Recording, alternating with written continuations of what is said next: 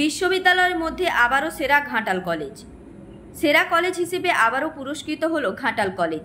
NSS দিবসে বিশ্ববিদ্যালয়ের অনুষ্ঠানে এনএসএসের কৃতিত্বের নিরিখে সেরা কলেজ হিসেবে পুরস্কার তুলে দেওয়া হলো ঘাটাল রবীন্দ্র শতবার্ষিকী মহাবিদ্যালয়ের অধ্যক্ষ ডক্টর মন্টু কুমার দাসের হাতে।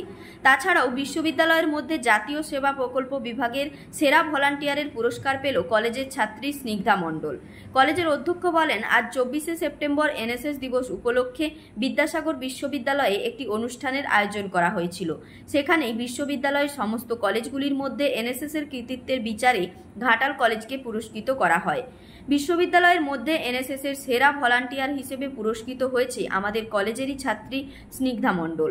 এছাড়াও 2024 সালের প্রজাতন্ত্র দিবসে দিল্লির কুচকাওয়াজে অংশ নিয়েছিল আমাদের কলেজের ছাত্রী সুপর্ণা আদক, তাকেও আজকে পুরস্কৃত করা হয়েছে।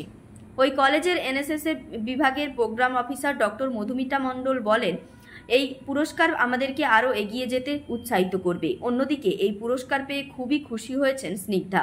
তিনি জানিয়েছেন, স্বেচ্ছায় জনগণের সেবা করার উদ্দেশ্যে তারা এই বিষয়টি বেছে নেয়। সেখানে কাজের নিরিখে পুরস্কৃত হতে পেরে খুবই ভালো লাগছে। আগামী দিনে এই প্রকল্পের সঙ্গে যুক্ত থেকে জনগণের জন্য আরও কিছু কাজ করার ইচ্ছে রয়েছে। স্নিগ্ধা ঘাটাল রবীন্দ্র শতবার্ষিকী মহাবিদ্যালয়ের প্রাণীবিদ্যা বিষয়ের ছাত্রী। ঘাটাল শহরেই স্নিগ্ধার বাড়ি। উল্লেখ্য, এর আগেও 14ই আগস্ট কন্যাশ্রী দিবস উপলক্ষে ঘাটাল কলেজকে কন্যাশ্রী প্রকল্পে কাজকর্মের নিরিখে সেরা কলেজ হিসেবে পুরস্কৃত করা হয়েছিল।